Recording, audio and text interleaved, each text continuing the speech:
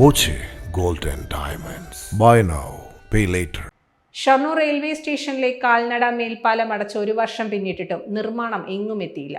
യാത്രക്കാർ പ്ലാറ്റ്ഫോമുകളിലൂടെ ട്രെയിനിന്റെ മുന്നിലേക്കും പുറകിലേക്കും പോകാൻ ഏറെ ദൂരം നടക്കേണ്ട അവസ്ഥയാണ്. പ്ലാറ്റ്ഫോമുകളുടെ പടിഞ്ഞാറേ അറ്റത്തുള്ള ഒരു കാൽനട മേൽപ്പാലം മാത്രമാണ് ഇപ്പോൾ ആശ്രയം. മേൽപ്പാലം കയറി ഇറങ്ങിയാൽ ട്രെയിനിന്റെ മുന്നിലേക്ക് എത്താൻ പ്ലാറ്റ്ഫോമിലൂടെ ഏറെ ദൂരം നടക്കണം. തിരക്കേറെയുള്ള സമയങ്ങളിൽ ഭാരമേറിയ ലഗേജുകളുമായും കുട്ടികളുമായി എത്തുന്നവർക്കും ബുദ്ധിമുട്ട് കൂടിയാണിത്. മുമ്പുണ്ടായിരുന്ന കാൽനട മേൽപ്പാലം അറ്റകുറ്റപ്പണിക്കായാണ് അടച്ചിട്ടത്. കാലപ്പഴക്കം മൂലം സുരക്ഷാ പ്രശ്നം കണ്ടെത്തി അറ്റകുറ്റപ്പണി ആരംഭിച്ചെങ്കിലും 1 വർഷം പിന്നിട്ടിട്ടും നിർമ്മാണം എങ്ങും എത്തിയിട്ടില്ല. ഇതിനിടെയാണ് പുതിയ കാൽനട മേൽപ്പാലം ആരംഭിച്ചത്. പ്രതിദിനം ആയിരക്കണക്കിന് യാത്രക്കാർ സ്റ്റേഷനിലെത്തുന്നുണ്ട്.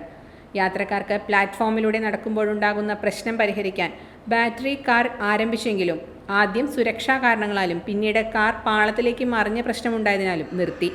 ഇതോടെയാണ് രണ്ടാമത്തെ കാൽനട മേൽപ്പാലം തുറക്കണമെന്ന ആവശ്യം ഉയരുന്നത്. അമൃത് ഭാരത് പദ്ധതിയിലൂടെ സ്റ്റേഷൻ നവീകരിച്ചെങ്കിലും സ്റ്റേഷനകത്തുള്ള യാത്രക്കാരുടെ പ്രശ്നത്തിന് പരിഹാരം കാണാനായിട്ടില്ല. പ്രവേശന കവാടത്തിൽ നിന്നും ടിക്കറ്റ് എടുത്ത് 1-ാം നമ്പർ പ്ലാറ്റ്ഫോമിലേക്ക് കയറിയാലുടൻ ആദ്യ കാൽനട മേൽപ്പാലമാണ്. ഈ മേൽപ്പാലമാണ് 1 വർഷത്തോളമായി അടച്ചിട്ടിരിക്കുന്നത്.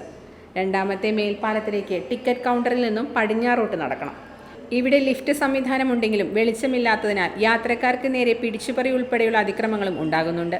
ലിഫ്റ്റിനകത്ത് കയറിയ റെയിൽവേ ജീവനക്കാരിക്കുൾപ്പെടെ യാത്രക്കാരിൽ നിന്നും ദുരനുഭവമുണ്ടായി. ഇതെല്ലാം പരിഹരിക്കാൻ 2 കാൽനട മേൽപ്പാലങ്ങളും തുറക്കണമെന്നാണ് ആവശ്യം. Time kids pre school, Mannannur road, Vaniyamkulam. Dot view news. കാഴ്ചകളാണ് ലോകം, കണ്ടു തുടങ്ങുക.